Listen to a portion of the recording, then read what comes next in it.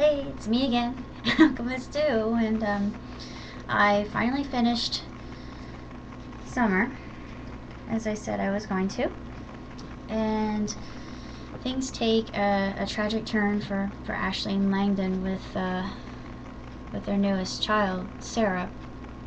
She's diagnosed with anencephaly, which is basically a lack of a neural tube, and babies who have this condition die when they are born, and of course they decide to carry out the pregnancy. And while I thought that was laudable in the book and in reality, and please don't hate me, personally, as a parent, I would have had an abortion because the child dies as soon as they are born, and it just seems to me to be a cruel and unusual punishment to have a child die just seconds later after entering the world and having such a short life. But yeah, beside that, it's a really excellent book, and Sarah actually becomes a blessing later on in the book itself, and I thought that was extremely sweet. And Brooke actually develops some static between herself and her sister, because she actually tells her to have an abortion, and of course they just stop talking to each other. John becomes more involved with Elaine. Katie and Dane decided to start filming a reality show and also another movie, and at the first she has an inkling and an intuition that she shouldn't go into this, and that is a bad idea. And at this point in the book, I was feeling like I wanted to scream at her, thinking, you moron, why are you going against your gut instinct, your intuition? You know this is a bad idea. You know that Dane is famous. You know that the paparazzi is going to be after him no matter where you go, even if you are married. And he bumps into his ex, Randy. He takes Randy out for dinner, and she gets drunk, and of course the tabloids have a field day with this. And thing is, of course, Dane is a respectable man now. He's no longer a playboy, so he takes her home and helps her to her home, door. But of course, the tabloids still, make accusations and assumptions that aren't true. And by the end of the book, when Sarah is actually born, and I know this is a huge plot point and spoiler, but I have to actually give it away, and I'm sorry about that. But once little Sarah comes into the world, which is unfortunately not a very long time, she brings them all together, and Ashley learns a lesson from that. Just that even the shortest lives are not insignificant. And I like that point, even though I didn't really agree with Mrs. Kingsbury here. But I hope it doesn't make me a cruel and horrible person, because I'm not. Because now I'm gonna go and stand on my little podium here, but I am a pro-life person, to be quite honest with you. But if I found out that I had a child who had anencephaly, I would go with abortion. I would abort the fetus, just because they don't survive. And I know hopefully I'm not being preachy. I'm sorry. It just, that part of the book kind of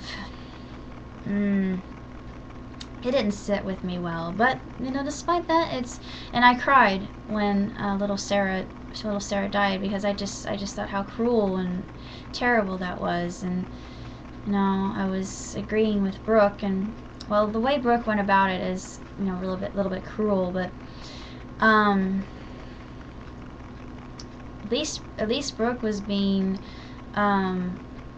logical about it, and she had done her research, and it is true, the statistics for anencephalic children, infants, they never live. They always die when they are born, and the aftershock of that can cause terrible after effects for the people involved. But it doesn't happen in all cases.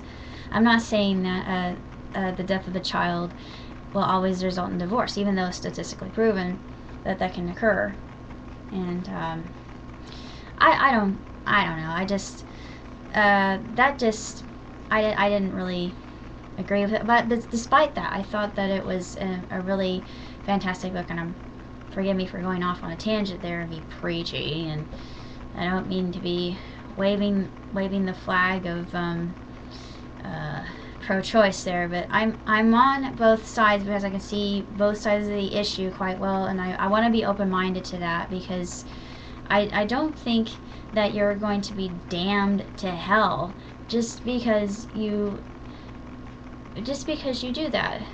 Because to me, I think that is more gracious and understanding.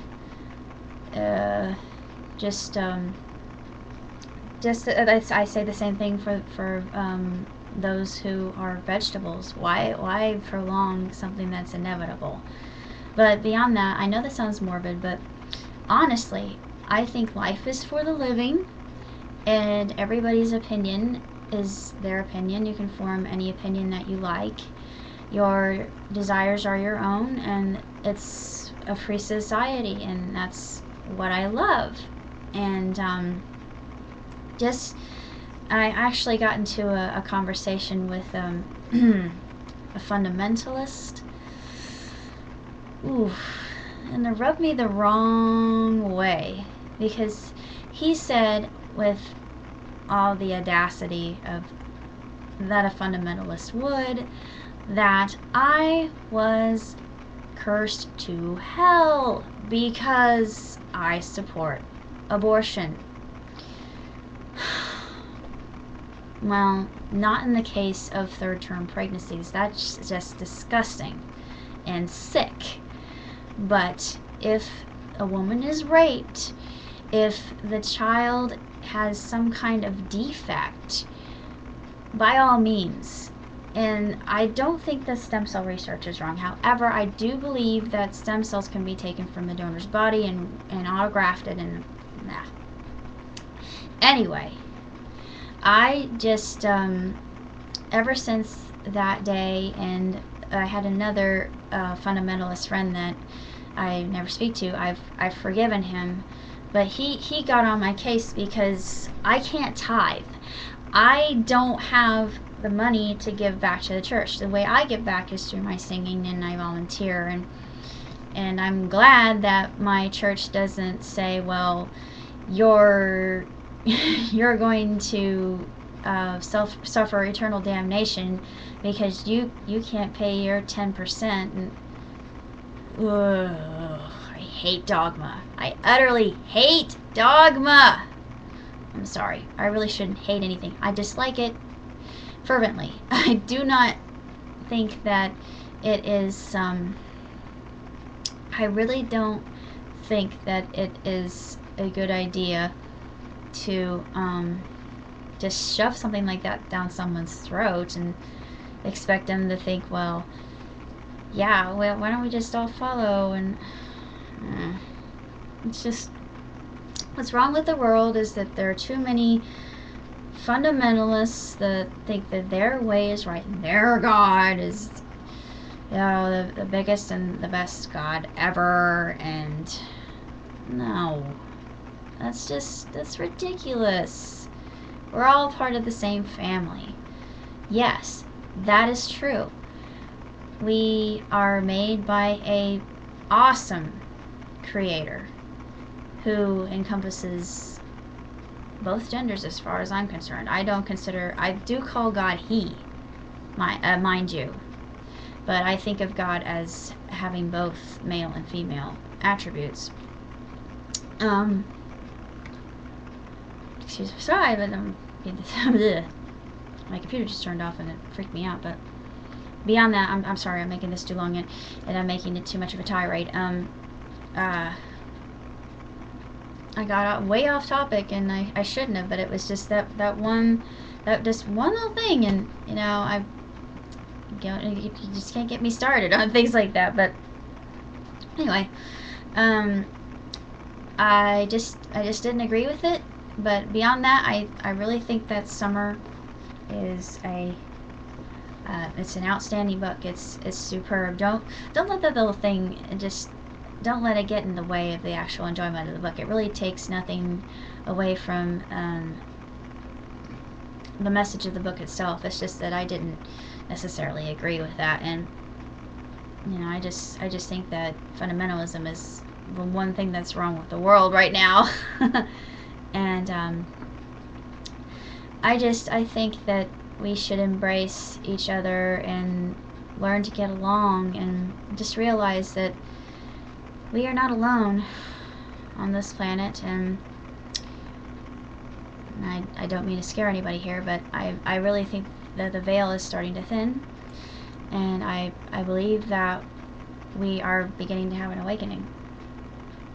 And beyond that, I think that we should care more for each other and use our hearts and marry it with our understanding of our best science, and start making bold strides forward, because I think that in the end of this year and in the coming year of 2012, we're going to see something really amazing happen.